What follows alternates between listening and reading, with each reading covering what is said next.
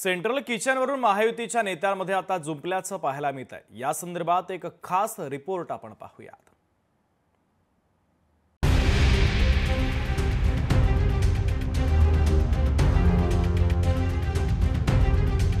Central किचनवरून महायुतीमध्ये जुंपली Ashok Uike आणि हिरामन खोसकर आमने सामने। उईके अधिकारी ठेकेदाराला पाठीशी घालतायत खोसकरांचा आरोप। आमदार हिरामन खोसकर यांनी गेल्या आठवड्यात सेंट्रल किचनला भेट देत येथील निकृष्ट दर्जाच्या अन्न पुरवठ्याची पोलखोल केली। बुंडेगाव येथील आश्रमशाळेत त्यांनी भेट देत अन्न पदार्थांची पाहणी केल्यावर यात निकृष्ट अन्न असल्याचं समोर आलं। त्यांनी आदिवासी आश्रमशाळांमधील मुलांना निकृष्ट अन्न दिलं जात असल्याचा आरोप पुराव्यासह केला होता। त्यानंतर त्यांनी आदिवासी विकास विभागाच्या आयुक्त नैना गुंडे यांची भेट घेत चौकशी करण्याची मागणी केली।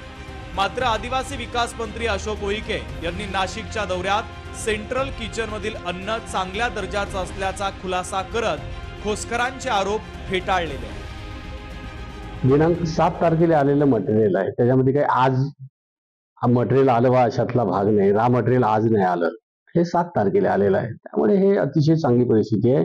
चांगलं जेवण आजपर्यंत मिळत आहे, अशाच प्रकारचं जेवण मिळत राहावं, चांगल्या क्वालिटीचं जेवण मिळत राहावं अशा सूचना दिलेल्या आहे आणि वैयक्तिकरित्या भेट दिलेली आहे। मला कुठल्याही प्रकारचं चुकीचं इथं आढळलं नाही। मंत्री अशोक उईके यांच्या या वक्तव्यावर खोसकर यांनी तीव्र नाराजी व्यक्त केली। त्यांनी विभागीय आयुक्तांची भेट घेत या प्रकरणी उच्चस्तरीय चौकशी करण्याची मागणी केली आहे।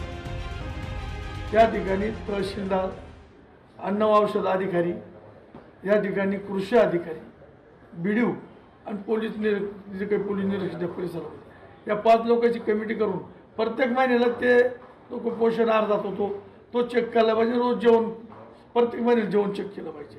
त्यांनी कोणती एक तारखेला जेवण चेक करा, आमच्या मुलाला चांगलं मिळालं पाहिजे एवढीच माझी अपेक्षा आहे। आदिवासी आश्रमशाळेत पुरवल्या जाणाऱ्या अन्नाच्या ठेक्यात अधिकारीच पार्टनर आहे, त्यामुळे मंत्री त्यांना पाठीशी घालून मला खोटं ठरवतायत असा गंभीर आरोप हिरामन खोसकरांनी केला।